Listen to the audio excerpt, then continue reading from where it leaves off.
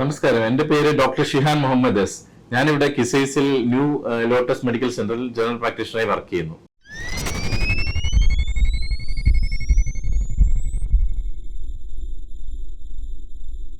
ഒരുപാട് പ്രവാസികൾ മാത്രമല്ല, ഇന്ന് ലോകം തന്നെ അഭിമുഖീകരിക്കുന്ന ഒരു പ്രശ്നമാണ് ഈ പ്രമേഹം എന്ന് പറയുന്നത്. ഏകദേശം 50 കോടിയോളം ആൾക്കാർ ഇന്ന് പ്രമേഹം രോഗം കൊണ്ട് ബുദ്ധിമുട്ടുന്നുണ്ട്. അതിൽ തന്നെ ഇന്ത്യയാണ് ഏറ്റവും കൂടുതൽ രോഗികൾ ഉള്ളത്. അതിൽ കേരളമാണ് 1ാം സ്ഥാനത്ത് നിൽക്കുന്നത്. അപ്പൊ തീർച്ചയായും അത് നമ്മളിപ്പം ഫേസ് ചെയ്യുന്ന ഏറ്റവും വലിയൊരു പ്രോബ്ലമാണ് ഡയബറ്റീസ് എന്ന് പറയുന്നത്. അത് തീർച്ചയായും നമ്മുടെ ജീവിത ശൈലിയും നമ്മുടെ ഫുഡ് ഹാബിറ്റ്സും നമ്മുടെ വ്യായാമം ഇല്ലായ്മയും ഒക്കെയാണ് ഇതിന് കാരണങ്ങളായിട്ട് വരുന്നത്, ഉറപ്പായിട്ടും. പിന്നെ നമ്മളെ സ്ട്രെസ് ലെവലായാലും കേരളത്തിലുള്ളവരെല്ലാം നമ്മൾ അനുഭവിക്കുന്നതിന് അത്ര ബാക്കി കൺട്രീസിൽ അനുഭവിക്കുന്നില്ല. പിന്നെ നമ്മുടെ ഒരു റേസും ഇതിനൊരു കാരണമായിട്ട് വരുന്നുണ്ട്. ഏഷ്യൻ റേസിനാണ് കൂടുതൽ ഇത് കാണപ്പെടുന്നത്. അതെ, ഇതിന്റെ സ്റ്റേജിങ് എന്ന് പറയും. സ്റ്റേജിങ് പ്രധാനമായും 3 സ്റ്റേജിങ്ങാണ് ഉള്ളത്. അതിൽ ടൈപ്പ് 1 ഡയബറ്റീസ് എന്ന് പറയും. അതായത് നമ്മുടെ ശരീരത്തില് രക്തത്തിലെ അളവ്, ഗ്ലൂക്കോസിന്റെ അളവ് ക്രമാതീതമായി കൂടുമ്പോഴാണ് ഈ ഒരു കണ്ടീഷൻ വരുന്നത്.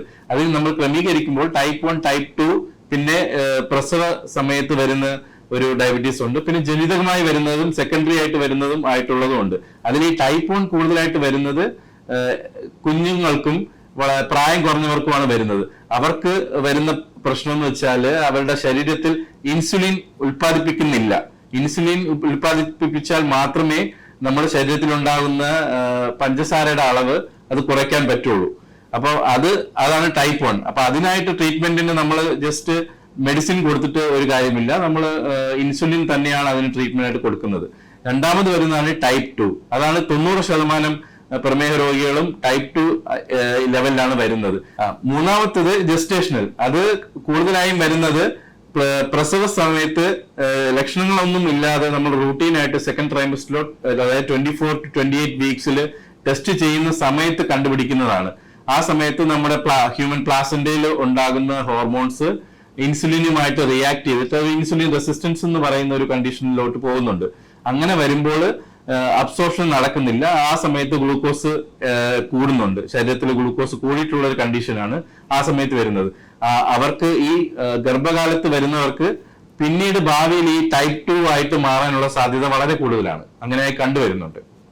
കൂടുതൽ പേർക്കും ഇപ്പൊ കണ്ടുവരുന്നത് കൂടുതലായിട്ട് ലക്ഷണങ്ങളൊന്നും കാണാറില്ല. ഇതിൽ ഏറ്റവും പ്രൈമറി ആയിട്ട് പറയുന്നത് ഈ പേര് തന്നെ സജസ്റ്റ് ചെയ്യുന്ന പ്രമേഹം എന്ന് പറയുന്നത് ഒരു സംസ്കൃത പദത്തിൽ നിന്ന് എടുത്തതാണ്. പ്രമേഹം, മീൻസ് വേഗം, മേഹം മീൻസ് യൂറിൻ എന്നാണ് അതിന് വരുന്നത്. അതായത് ഒരുപാട് യൂറിൻ പാസ് ചെയ്യുന്ന ഒരു സിറ്റുവേഷൻ വരുന്നുണ്ട്. അതുപോലെ ഒരുപാട് ദാഹം വരുന്ന ഒരു സിറ്റുവേഷൻ വരുന്നുണ്ട്. അതുപോലെ ഒരുപാട് വിശപ്പ് വരുന്ന ഒരു സിറ്റുവേഷൻ ഉണ്ട്. ഇതിനേക്കാൾ കൂടുതലായിട്ട് ഒരുപാട് ക്ഷീണം തോന്നുന്ന ഒരു കണ്ടീഷൻ വരുന്നുണ്ട്. പിന്നെ കൂടുതലായിട്ടും പ്രമേഹ രോഗികൾക്ക് സ്കിന്നിൽ ചെറിയൊരു കളർ ചേഞ്ച് വരാം. കൂടുതൽ വിയർക്കുന്ന സ്ഥലത്ത്, കഴുത്തിന്റെ ബാക്കില്, കക്ഷത്തിന്റെ അവിടെ, നക്കിൾസിൽ എല്ലാം ഒരു കറുത്തൊരു റാഷ് പോലെ കാണാറുണ്ട്. അത് അക്കാന്തോസിസ് നൈഗ്രിക്കൻസ് എന്നാ പറയുന്നത്. അതും ഈ ഒരു ഇൻസുലിൻ റെസിസ്റ്റൻസ് വരുമ്പോൾ ഉണ്ടാകുന്ന ഒരു ലക്ഷണങ്ങളാണ്. അതും ഒരു ഇൻഡിക്കേഷൻ ആണ്. അതുപോലെ ഒരുപാട് ക്ഷീണം വരാം. പിന്നെ മുറിവ് എന്തെങ്കിലും ഉണ്ടെങ്കിൽ അത് ഉണങ്ങാൻ നല്ല താമസം നേടാറുണ്ട്. ഒരുപാട് പേർക്ക് വെയിറ്റ്, ഒരു കാരണവുമില്ലാതെ വെയിറ്റ് നല്ലപോലെ കുറഞ്ഞു വരുന്നുണ്ട്. ഇങ്ങനെയൊക്കെ ഒരു സിറ്റുവേഷൻ വരുമ്പോഴാണ് അവർ ടെസ്റ്റിങ്ങിലോട്ട് പോകുന്നത്. കൂടുതലായിട്ടും ഇത്രയും ലക്ഷണങ്ങളാണ് ആദ്യം നോട്ടീസ് ചെയ്യുന്നത്. ഇത് ലക്ഷണങ്ങൾ ഇല്ലാതെയും വരാറുണ്ട്. ടെസ്റ്റിംഗ് നമ്മൾ കൂടുതലായിട്ടും പണ്ട് മുതലേ ചെയ്യുന്നത് രക്തപരിശോധനയാണ് ചെയ്യുന്നത്. അതിലെ ഫാസ്റ്റിംഗ്, അതായത് മിനിമം 6 മുതൽ 8 മണിക്കൂർ ഫാസ്റ്റിംഗ് ചെയ്തിട്ട് അതിന്റെ അളവ് നോക്കും. അതിൽ ഫാസ്റ്റിംഗ് ബ്ലഡ് ഷുഗർ എടുത്തിട്ട് അതിൽ 126 mg/dl മേലെ വരുന്നുണ്ടെങ്കിൽ അതിന് ഡയബറ്റീസ് എന്നാണ് കണക്കാക്കുന്നത്. അത് രണ്ടാമത്തെ ടെസ്റ്റ് ആണ്. നമ്മൾ ആഹാരം കഴിച്ചിട്ട് PPBS എന്ന് പറയുന്നത് പോസ്റ്റ് പ്രാൻഡിയൽ. അത് 2 മണിക്കൂർ ആഹാരം കഴിച്ച് 2 മണിക്കൂറിന് ശേഷം എടുക്കുന്ന ഷുഗറാണ്.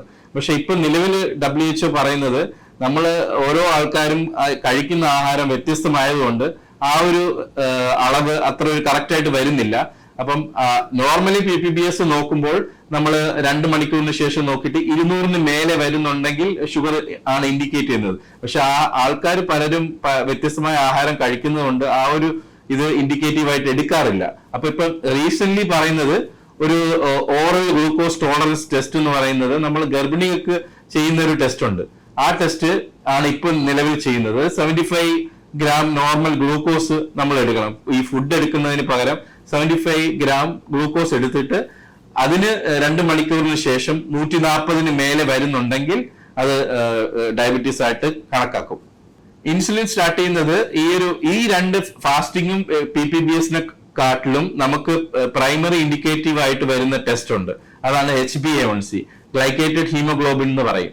അത് നമ്മളെ 3 മാസത്തെ മീൻ ഷുഗർ അറിയാൻ പറ്റും. അതായത് നോർമലി നമ്മുടെ റെഡ് ബ്ലഡ് സെൽസ് ഓരോ 120 ഡേയ്സിലും നമ്മൾ പുതിയ സെൽസിനെ ഉണ്ടാക്കിക്കൊണ്ടിരിക്കും. അപ്പൊ അതിൽ ഹീമോഗ്ലോബിനും ഗ്ലൂക്കോസും ബൈൻഡ് ചെയ്യുന്ന ഒരു മാക്സിമം 3 മന്ത്സിലെ ഒരു കണക്കറിയാൻ പറ്റും.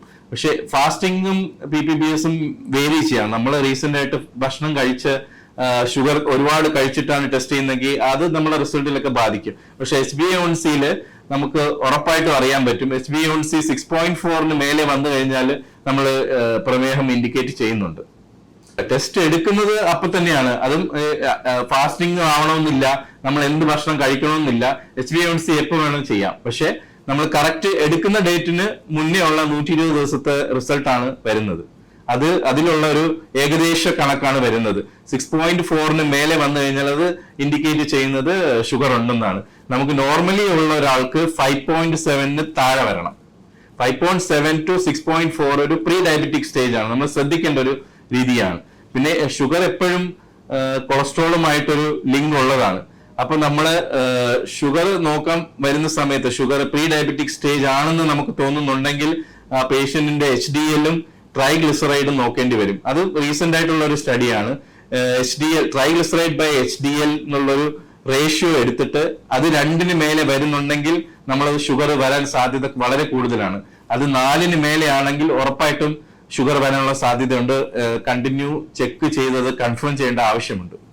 പെട്ടെന്ന് ഒരു ദിവസം കൊണ്ട് വരുന്നതല്ല, ഇത് കാലാകാലങ്ങളായിട്ട് വരുന്നതാണ്. നമ്മുടെ ജീവിത സാഹചര്യവും നമ്മുടെ ഹെറിഡിറ്ററി ജനറ്റിക് പരമായ കാര്യങ്ങളും പിന്നെ നമ്മളെ ഡെയിലി സ്ട്രെസ്സും ഇതെല്ലാം ഇതിന് കാരണങ്ങളാണ്. വർഷങ്ങളായിട്ട് വരുന്ന ഒരു പ്രക്രിയയാണ് ഈ പ്രമേഹം എന്ന് പറയുന്നത്.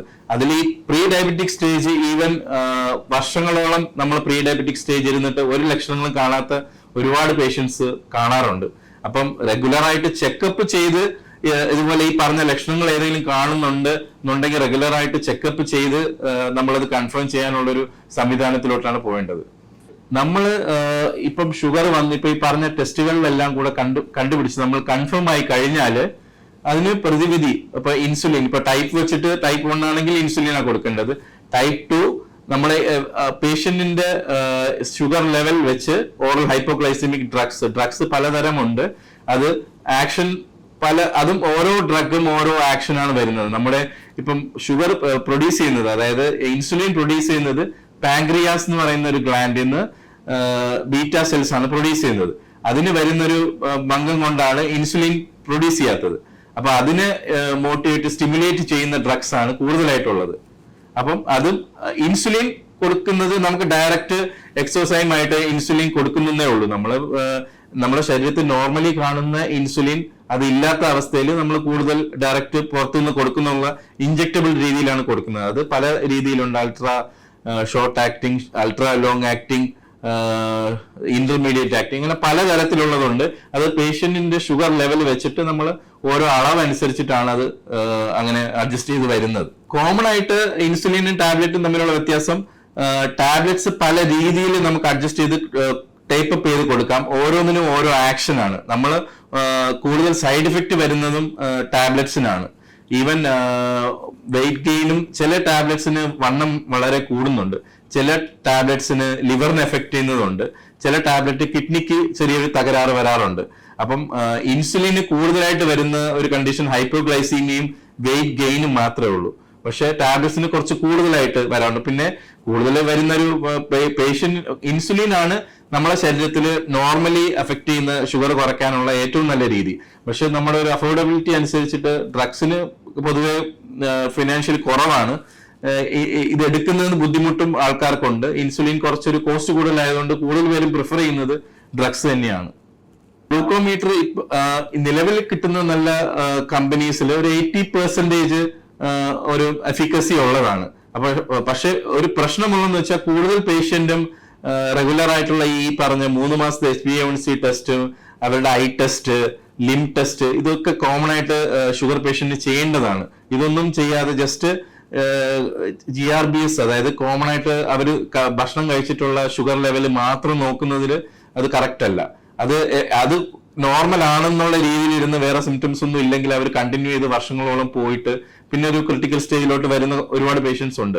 അപ്പൊ നോർമലി നമുക്കൊരു ജസ്റ്റ് പാരാമീറ്റേഴ്സ്, എന്തെങ്കിലും ക്ഷീണോ അങ്ങനെ എന്തെങ്കിലുമൊക്കെ ഒരുപാട് ബുദ്ധിമുട്ടൊക്കെ തോന്നുന്നുണ്ടെങ്കിൽ അവർ പുതിയ മരുന്ന് എടുക്കുന്നുണ്ട്, അതിന്റെ ആക്ഷൻ എങ്ങനെ വരുന്നു, ഹൈപ്പോയിലോട്ട് പോകുന്നുണ്ടോ എന്നൊക്കെ ചെക്ക് ചെയ്യാനായിട്ട് കൂടുതൽ ഗ്ലൂക്കോമീറ്ററിന് ഒരു സഹായം തേടുന്നത് നല്ലതാണ്. പക്ഷെ അതിനെ മാത്രം ഡിപ്പെൻഡ് ചെയ്യുന്നത് നല്ലൊരു പ്രവണതയല്ല. എങ്ങനെ വന്നാലും ഈ ഒരു പ്രമേഹം നമ്മുടെ റെഗുലർ ഫോളോ അപ്പും റെഗുലർ ടെസ്റ്റും കൊണ്ട് മാത്രമേ നമുക്കത് കൺട്രോളിൽ ആണോ അല്ലേ എന്നത് കൺഫേം ചെയ്യാൻ പറ്റുള്ളൂ. ഷുഗർ ലെവല് 700-800 വരെയൊക്കെ പോകാറുണ്ട്, നമുക്ക് കോമൺ ആയിട്ട് വരാറുണ്ട്. അത് ഡയബറ്റിക് കീറ്റോസിഡോസ് എന്ന് പറഞ്ഞ ഒരു കണ്ടീഷനിൽ കോമയിലോട്ടും പോകുന്ന രോഗികൾ ഹോസ്പിറ്റലിൽ നിന്ന് ഉണ്ട്. അത് നമ്മൾ റിക്കവർ ചെയ്ത് കൊണ്ട് വരാറുമുണ്ട്.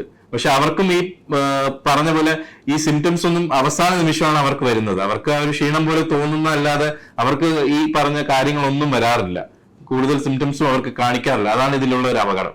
ഷുഗർ കുറയുന്നത് ഈ മരുന്നെടുക്കുന്ന ഏതൊരു വ്യക്തിയും മരുന്ന് സ്റ്റാർട്ട് ചെയ്യുന്നതിന് സമയത്ത് നമ്മൾ കൊടുക്കുന്ന ഒരു ഡ്രഗ് ഡോസ് അവരുടെ ബോഡിയിൽ എങ്ങനെ എഫക്ട് ചെയ്യുന്നതെന്ന് നമുക്ക് അവരുടെ ഒരു ഇവാലുവേഷൻ കൊണ്ടേ മനസ്സിലാക്കാൻ സാധിക്കുകയുള്ളൂ. അപ്പൊ അതിന് കൂടുതലായിട്ട് വരുന്നത് ഏറ്റവും കോമൺ കോംപ്ലിക്കേഷൻ, ഈവൻ ഇൻസുലിൻ ആയാലും ഡ്രഗ്സ് ആയാലും ഹൈപ്പോഗ്ലൈസീമിയ, അതായത് ഷുഗർ ലെവൽ താഴ്ന്നു വരുന്ന ഒരു കണ്ടീഷനാണ്. അവർക്ക് സീഷർ, വിറയൽ, ബോധക്ഷയം, ഹാർട്ട് അറ്റാക്ക് വരെ സംഭവിച്ച് ഡെത്ത് വരെ സംഭവിക്കാമെന്നുള്ളൊരു കോമൺ ക്രിട്ടിക്കൽ സിറ്റുവേഷൻ ആണ് ഈ ഹൈപ്പോഗ്ലൈസീമിയ. നമുക്കത് ഈസിലി റിവേഴ്സിബിൾ ചെയ്യാൻ പറ്റുന്നൊരു കണ്ടീഷൻ കൂടിയാണ്. പക്ഷെ പേഷ്യന്റ് അല്ലെങ്കിൽ ഒറ്റയ്ക്ക് താമസിക്കുന്നവർക്കൊക്കെ ഈ ഒരു എടുക്കുന്നത് നല്ല റിസ്ക് ഉള്ളതാണ്. കാരണം ഇത് കൂടുതലും ഉറക്കത്തിലൊക്കെയാണ് ഇങ്ങനെ ഒരു ബുദ്ധിമുട്ടൊക്കെ ഉണ്ടാകുന്നത്. അതുകൊണ്ട് ഈ ഇൻസുലിൻ എടുക്കുന്ന ഡോസ്, ഇപ്പൊ ഇൻസുലിൻ എടുക്കുന്ന പേഷ്യന്റ് ആണെങ്കിൽ ഇൻസുലിൻ നൈറ്റ് എടുക്കുന്ന ഡോസ് അവരുടെ ബോഡിക്ക് അത് എത്രത്തോളം എഫക്ട് ചെയ്യുന്നുണ്ട്, എത്രത്തോളം കുറഞ്ഞു വരുന്നുണ്ടെന്ന് അത് കറക്റ്റ് ഇവാലുവേഷൻ ചെയ്തതിന് മാത്രമേ അതിനുശേഷം മാത്രമേ അത് ഒരു ഫിക്സഡ് യൂണിറ്റ് ഫിക്സ് ചെയ്യാൻ പാടുള്ളൂ. അത് ഞാൻ ഓൾറെഡി പറഞ്ഞ്, സ്വയം ചികിത്സിച്ച് മാറ്റാൻ പറ്റുന്ന ഒരു രോഗമല്ല പ്രമേഹം എന്ന് പറയുന്നത്. നമുക്കൊരു കൺഫർമേഷൻ കിട്ടിക്കഴിഞ്ഞാൽ നമ്മുടെ ശരീരത്തിലെ ബോഡിയുടെ ഒരു ഷുഗർ ലെവല് എത്രത്തോളം കൂടുകയും കുറയുകയും ചെയ്യാമെന്ന് നമുക്കൊരു ഫർദർ എക്സ്പേർട്ടിന്റെ ഒരു ഒപ്പീനിയനും അതിന്റെ ഒരു ഫോളോ അപ്പും കൊണ്ട് മാത്രമേ സാധിക്കുകയുള്ളൂ. നമ്മൾ ജസ്റ്റ് വീട്ടിലിരുന്ന് ഗ്ലൂക്കോമീറ്റർ നമുക്കത് നോക്കുന്നത് തെറ്റില്ല. എന്തെങ്കിലും ലക്ഷണങ്ങളോ ഒരുപാട് ക്ഷീണമൊക്കെ തോന്നുമ്പോൾ നോക്കുന്നതിൽ പ്രശ്നമില്ല. പക്ഷെ അത് മാത്രം ഡിപ്പെൻഡ് ചെയ്തിട്ട് മാസങ്ങളോളം മരുന്ന്, അതായത് ഇപ്പം ഇവിടെ തന്നെ കുറെ പേഷ്യൻസ് ഉണ്ട്, നമുക്ക് ഒരു 2 മാസത്തെ മരുന്ന് മേടിച്ചിട്ട് പോകും, എന്നിട്ട് പിന്നെ അവർ വരുന്നത് അടുത്ത വർഷമൊക്കെയാണ്. 6 മാസം കഴിഞ്ഞ് അടുത്ത വർഷം അവർക്ക് പ്രശ്നമൊന്നുമില്ല, സിംറ്റംസ് ഒന്നും ഇല്ല. അവര് ജസ്റ്റ് റിപ്പീറ്റ് ചെയ്ത് ഫാർമസിയിൽ നിന്ന് ഡയറക്റ്റ് മരുന്ന് മേടിക്കുക, നാട്ടിൽ നിന്ന് മരുന്ന് കൊണ്ടുവരിക, ഇതൊക്കെയാണ് ഇവിടെ കൂടുതലായിട്ടും ചെയ്യുന്നത്. ഇവിടെ ഇൻഷുറൻസിന്റെ ഒരു പ്രശ്നം ഉള്ളതുകൊണ്ട് കൂടുതലായിട്ട് നാട്ടിൽ നിന്ന് അവർ മരുന്ന് വരുത്തിച്ചിട്ട് അത് കണ്ടിന്യൂ ചെയ്ത് നാട്ടിൽ പോകുമ്പോൾ നോക്കാന്നുള്ള രീതിയിലാണ് നോക്കുന്നത്. ഈവൻ ടെസ്റ്റ് തന്നെ നാട്ടിൽ പോയി ചെയ്ത് ആ സമയത്ത് നല്ല കൂടി, അതും ആ സമയത്ത് പിന്നെ ഇൻസുലിനോട്ട് പോയി, പിന്നെ ഇൻഫെക്ഷൻ എന്തെങ്കിലും ഉണ്ടെങ്കിൽ അതും ഹോസ്പിറ്റൽ അഡ്മിഷൻ ഒക്കെ ഒരുപാട് കേസ് നമുക്ക് വരാറുണ്ട്. ഇപ്പൊ നിലവിൽ സ്റ്റേജിംഗ് ഇല്ല. നമ്മൾ ഈവൻ മെഡിസിൻ എടുക്കുന്ന ഒരു പ്രോപ്പർ അൺകൺട്രോളബിൾ ആയിട്ട് ഷുഗർ പോകുന്ന ഒരു വ്യക്തിക്ക് കൂടുതലായിട്ടും എഫക്ട് ചെയ്യുന്ന, നമുക്ക് കിഡ്നിക്ക് എഫക്ട് ചെയ്യാം, നമ്മളെ കാലിലെ ഞരമ്പുകൾക്ക് എഫക്ട് ചെയ്യാം. അതിൽ കൂടുതൽ നംനെസ്, ടിംഗ്ലിംഗ് സെൻസേഷൻ, പിന്നെ നമുക്കത് അവയവം തൊട്ടാൽ അറിയുന്നില്ല എന്നുള്ള സിറ്റുവേഷനൊക്കെ വരാറുണ്ട്. അതും നമ്മുടെ കാലിലെ, അതായത് ഫൂട്ടിലെ ഡയബറ്റിക് ഫൂട്ട് അൾസർ എന്ന് പറയും. ആദ്യം അൾസറായിട്ട് വരും, പിന്നെ അത് അൺകൺട്രോളബിൾ ആയിട്ട് വരുമ്പോൾ അത് മെഡിസിനിൽ നമ്മൾ ആന്റിബയോട്ടിക്കും ഈവൻ കൊടുത്താലൊന്നും അത് കുറയാറില്ല. അവസാനത്തെ സ്റ്റേജാണ് ലിംബ് ആംപ്യൂട്ടേഷൻ എന്ന് പറയുന്നത്. ആ ഒരു സിറ്റുവേഷനിലോട്ട് പോകേണ്ടി വരും. അപ്പൊ ഇയർലി ചെക്കപ്പ്, നമ്മുടെ ഫുഡ് ചെക്കപ്പ് ചെയ്യേണ്ടി വരും. നമ്മുടെ രക്തഓട്ടം എങ്ങനെയാണെന്ന് ഇവാലുവേറ്റ് ചെയ്യണം, കണ്ണ് ടെസ്റ്റ് ചെയ്യണം, യൂറിൻ, ക്രിയാറ്റിൻ ഒക്കെ ചെക്ക് ചെയ്ത് കിഡ്നി ഫംഗ്ഷൻ ഓക്കെ ആണെന്ന് നോക്കണം. ഇതെല്ലാം എല്ലാ വർഷവും നമ്മുടെ മിനിമം ഒരു വർഷത്തിൽ ചെയ്യേണ്ടതാണ്. 6 മാസം ചെയ്യാൻ പറ്റുമെങ്കിൽ അത്രയും നല്ലതാണ്. നമ്മൾ പുതുതായിട്ട് മെഡിസിൻ എടുക്കുന്നുണ്ടെങ്കിൽ അതെങ്ങനെയാണ് അതിന്റെ എഫക്ട് നമ്മുടെ ബോഡിയിൽ വരുന്നതെന്ന് അറിയാനായിട്ട് ഓരോ 6 മാസവും കഴിവതും 6 മാസം അല്ലെങ്കിൽ ഒരു വർഷത്തിലെങ്കിലും ഇത് ഇത്രയും ചെക്ക് ചെയ്ത് ഇവാലുവേറ്റ് ചെയ്ത് അതിനനുസരിച്ചിട്ടുള്ള ചേഞ്ച് നമ്മുടെ ജീവിത സാഹചര്യങ്ങളിലും മെഡിസിനിലും വരുത്തേണ്ടത് അത്യാവശ്യമാണ്. കൂടുതലായിട്ടും പുരുഷന്മാർക്കാണ് ഈ ഒരു സെക്ഷുവൽ ലൈഫിനെ അവർ അഫക്ട് ചെയ്യുന്നത്. അവർക്ക് അതിനുള്ളൊരു താല്പര്യം കുറയും, ആ ഒരു ലോസ് ഓഫ് ലിബിഡോ എന്ന് പറയും. ആ ഒരു സെക്ഷൽ ലൈഫിനുള്ളൊരു താല്പര്യം തീരെ കുറയും. പിന്നെ കൂടുതലും കണ്ടുവരുന്നത് ഇറക്ടൈൽ ഡിസ്ഫങ്ഷൻ ആണ്. അവർക്ക് ഈ പറഞ്ഞ പോലെ അതും കാലങ്ങളായിട്ട് വരുന്ന ഒരു 5 വർഷത്തിന് ശേഷമൊക്കെയാണ് കൂടുതലായിട്ടും പ്രമേഹം ഡിറ്റക്ട് ചെയ്ത് മരുന്ന് കഴിച്ച ഒരു 5 വർഷത്തിന് ശേഷമൊക്കെയാണ് ഈ ഒരു ബുദ്ധിമുട്ട് കണ്ടുവരുന്നത്. പക്ഷെ അത് മെഡിക്കലി നമുക്കത് അതിന്റെ ഇപ്പോഴത്തെ സ്റ്റേജിങ്ങും കാര്യങ്ങളൊക്കെ നോക്കിയിട്ട് ഷുഗർ കൺട്രോളബിൾ ആണെങ്കിൽ ഉറപ്പായിട്ട് അത് തിരിച്ചു കൊണ്ടുവരാൻ പറ്റും. മെഡിസിനിലൂടെ അത് തിരിച്ചു കൊണ്ടുവരാൻ പറ്റും. പക്ഷെ പേഷ്യന്റ് അത് കണ്ട് സ്ട്രെസ്സായി ഷുഗർ കൂടി ഒരുപാട് പേര് ഇവിടെ വരുന്നുണ്ട്. അത് കാരണം സ്ട്രെസ് കൂടിയിട്ട്. പക്ഷെ ഈസി ആയിട്ട് നമുക്കത് റിവേഴ്സിബിൾ ആയിട്ട് മാറ്റാൻ പറ്റുന്ന ഒരു കാര്യമാണ്. വെല്ലുവിളിയില്ല. അതും ഈ പറഞ്ഞ പോലെ നമ്മള് കൂടുതലും കുട്ടികളിലും ചെറുപ്പക്കാർക്കും കാണുന്നത് ഈ ടൈപ്പ് 1 സ്റ്റേജ് ആണ്. അവർക്ക് കൂടുതൽ അവർക്ക് ടാബ്ലറ്റ്സ് എടുത്തിട്ട് കാര്യമില്ല. അവർക്ക് ഇൻസുലിൻ തന്നെയാണ് അവർക്ക് ഷുഗർ കൺട്രോൾ ചെയ്യാനായിട്ട് എടുക്കേണ്ടത്. പക്ഷെ അതൊരു അവരുടെ ജീവിതത്തിന് ഒപ്പമുള്ളൊരു കാര്യമാണെന്നുള്ള ഒരു സിറ്റുവേഷൻ നോർമൽ കൗൺസിലിംഗ് ചെയ്ത് ജീവിതകാലം മൊത്തം നമ്മൾ ഷുഗർ കൺട്രോൾ ചെയ്യാനായിട്ട് ഇൻസുലിൻ എടുക്കുന്ന ഒരു സിറ്റുവേഷൻ വരും. അത് എടുക്കുന്ന സമയത്ത് നമ്മളെ ഷുഗർ കൺട്രോളബിൾ ആണെങ്കിൽ ഭാവിയിൽ അങ്ങനെ ഒരു പ്രശ്നം വരേണ്ട കാര്യമില്ല. നമ്മൾ ഗ്ലൂക്കോമീറ്ററും CGM മീറ്ററും ഇപ്പൊ നിലവിൽ എല്ലാവരും ചെയ്യുന്നതാണ്. നമുക്ക് യൂസ് ചെയ്യാൻ കുറച്ചുകൂടി എളുപ്പമാണ്. ഈവൻ കാനുല നമുക്ക് യൂസ് ചെയ്യാൻ എളുപ്പം. നമുക്കൊരു ഹോസ്പിറ്റലിൽ പോയി അത് ചെയ്യേണ്ട കാര്യമില്ല.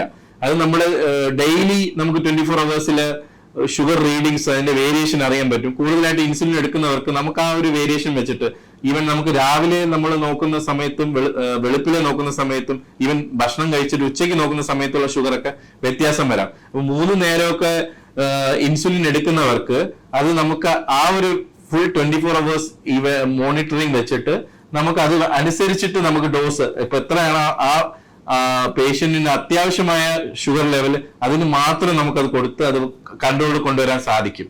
അതിപ്പം എല്ലാരെ കൊണ്ടും അഫോർഡബിൾ അല്ല. പക്ഷെ അഫോർഡബിൾ ആയി ചെയ്യാൻ പറ്റുന്നവര് അതിനുള്ളൊരു സൂപ്പർവിഷൻ നമ്മൾ ഇവിടുന്ന് കൊടുക്കും. എങ്ങനെയാണ് ഉപയോഗിക്കേണ്ടത് എന്നുള്ള രീതി കൊടുത്ത് നമുക്ക് ഈസി ആയിട്ട് നമുക്ക് ട്രാവൽ ചെയ്യുമ്പം യൂസ് ചെയ്യാൻ പറ്റും. ഈവൻ വീട്ടിൽ തന്നെ നിൽക്കുമ്പോൾ നമുക്ക് യൂസ് ചെയ്ത് ഷുഗർ മോണിറ്റർ ചെയ്യാൻ പറ്റും. അതനുസരിച്ചിട്ട് നമുക്ക് ഡ്രഗ് അതനുസരിച്ചിട്ടുള്ള മാറ്റങ്ങൾ വരുത്താൻ സാധിക്കും. ഷുഗർ ലെവൽ പറഞ്ഞില്ലേ, നമ്മൾ ഫാസ്റ്റിംഗും PPBS എന്ന് പറയുന്നത് നമ്മളത് റീസെന്റ് ആയിട്ട് ഭക്ഷണം കഴിച്ചതിന്റെ ഒരു കൂടുതലാണ് കാണിക്കുന്നത് എന്നുള്ളത് കൊണ്ട് നമുക്കതൊരു പ്രൈമറി ഫാക്ടറായിട്ട് കാണിക്കേണ്ടതില്ല. പക്ഷെ HbA1c 3 മാസം കൊണ്ട് നമ്മുടെ ബ്ലഡിലുള്ള ഷുഗർ ലെവല് ഒരു പെർസെന്റേജ്, അതായത് 8% മേളിലാണെങ്കിൽ അത് നമ്മുടെ ഷുഗർ കൺട്രോൾ അല്ലെന്നാണ് അർത്ഥം. ഈവൻ മെഡിസിൻ എടുക്കുന്ന ആളാണെങ്കിൽ അത് നമ്മൾ എടുക്കുന്ന മെഡിസിനിൽ ചേഞ്ച് വരുത്തണം. ഇൻസുലിനാണ് എടുക്കുന്നുണ്ടെങ്കിൽ ഇൻസുലിന്റെ അത് ചേഞ്ച് വരുത്താം. ആ ഒരു 8% മേലെയാണെങ്കിൽ നമ്മൾ അതൊരു സൂക്ഷിക്കേണ്ട കാര്യമാണ്. അത് എത്രയും പെട്ടെന്ന് 7 താഴെ കൊണ്ടുവരാനുള്ള ശ്രമം തുടങ്ങണം.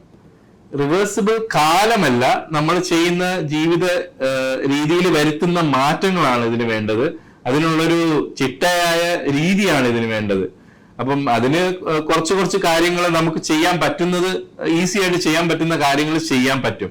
അതായത് ആദ്യം ചെയ്യേണ്ടത് ഒബ്വിയസ്ലി നമ്മള് ഷുഗർ കണ്ടന്റ് ഉള്ള എല്ലാ കാര്യങ്ങളും സ്റ്റോപ്പ് ചെയ്യുക എന്നുള്ളതാണ് ആദ്യം ചെയ്യേണ്ടത്. അതിൽ ഈ പറയുന്ന പഞ്ചസാര എന്ന് പറയുന്നത് മാത്രമല്ല, നമുക്ക് ആർട്ടിഫിഷ്യൽ ആയിട്ട് കിട്ടുന്ന എന്ത് ഷുഗറും അത് ഡിറ്റക്ട് ചെയ്യാൻ പഠിക്കണം. നമ്മൾ പുറത്തുനിന്ന് വാങ്ങിക്കുന്ന എല്ലാ ബേക്കറി ഐറ്റംസും അതിലെല്ലാം ഈവൻ മൈദ പോലുള്ള കാര്യങ്ങളിലെല്ലാം ഈവൻ അവർ ടേസ്റ്റ് കിട്ടാൻ വേണ്ടി ഉപയോഗിക്കുന്ന ഒരു ഘടകമാണ് ഷുഗർ. പക്ഷെ നമുക്കത് അറിയുന്നില്ല. അങ്ങനെയുള്ള കാര്യങ്ങളെല്ലാം ഒഴിവാക്കണം. ഫസ്റ്റ് ഷുഗർ കണ്ടന്റ് ഉള്ള കാര്യങ്ങൾ ഒന്ന് അവോയ്ഡ് ചെയ്യണം. രണ്ടാമത് നമ്മൾ തന്നെ ഒരു മീൽ നമ്മളൊന്ന് ക്രിയേറ്റ് ചെയ്യണം. അതായത് ഒരു പോർഷൻ നമ്മളൊരു പ്ലേറ്റ് എടുത്തിട്ട് അതിനെ 4 ആയിട്ട് ഭാഗിക്കണം. അതിലൊന്ന് നോർമൽ അന്നജം, അതായത് നമ്മൾ ഉപയോഗിക്കുന്ന ചോറ് അതിൽ 4-ൽ 1 ഭാഗം മാത്രമേ കഴിക്കാവൂ. അതിന്റെ 2ാമത്തെ ഭാഗം പ്രോട്ടീൻസ് കൂടുതൽ കണ്ടന്റ് ഉള്ള, അതായത് മുട്ട, മീന്, ഇത് കൂടുതൽ കണ്ടന്റ് ഉള്ള മുളപ്പിച്ച പയർ വർഗ്ഗങ്ങൾ ഇതെല്ലാം ഉപയോഗിക്കാം. ബാക്കി ഒരു പോർഷൻ വെജിറ്റബിൾസ് ഉപയോഗിക്കണം. ബാക്കി 4ാമത്തെ പോർഷൻ ഫ്രൂട്ട്സ് ഉപയോഗിക്കണം. അങ്ങനെ കട്ട് ഡൗൺ ചെയ്ത് നമ്മൾ ഡെയിലി യൂസ് ചെയ്യുന്ന നോർമൽ പ്ലേറ്റിൽ 4 ഭാഗങ്ങളായിട്ട് മാറ്റി ഈ കാർബോഹൈഡ്രേറ്റ്സും പ്രോട്ടീൻസും ഫ്രൂട്ട്സും വെജിറ്റബിൾസും ആക്കി മാറ്റി കഴിയുമ്പോൾ തന്നെ നമ്മുടെ ആ ഒരു ഇത് കൺട്രോളിൽ വരുന്നതായിട്ട് നമുക്ക് ശ്രദ്ധിക്കാൻ പറ്റും.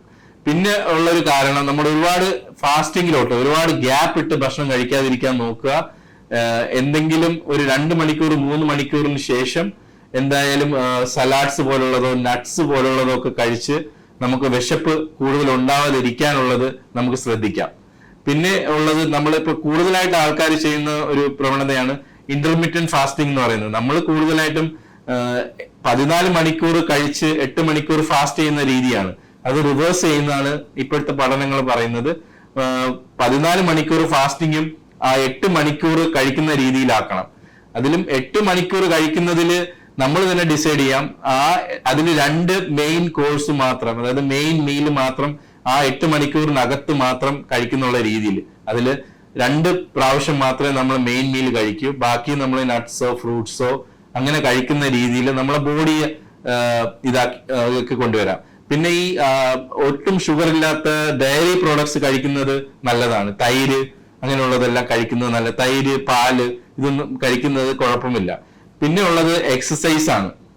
എക്സസൈസ് ഒരു മേജർ കണ്ടന്റ് ആണ്. നമ്മുടെ സ്കെൽറ്റൽ മസിലിൽ കൂടുതൽ മസിൽ മാസ് ക്രിയേറ്റ് ചെയ്യുമ്പോൾ, അതായത് നോർമൽ ജോഗിങ്, നടത്തം ഇതൊക്കെയാണ് അഡ്വൈസബിൾ ആയിട്ട് നേരത്തെ പറഞ്ഞിരുന്നത്. അതായത് 150 മിനിറ്റ് ആഴ്ചയിൽ നമ്മൾ എക്സസൈസ് ചെയ്യണമെന്നാണ്. അതായത് 5 ദിവസം 30 മിനിറ്റ് വെച്ചിട്ട്.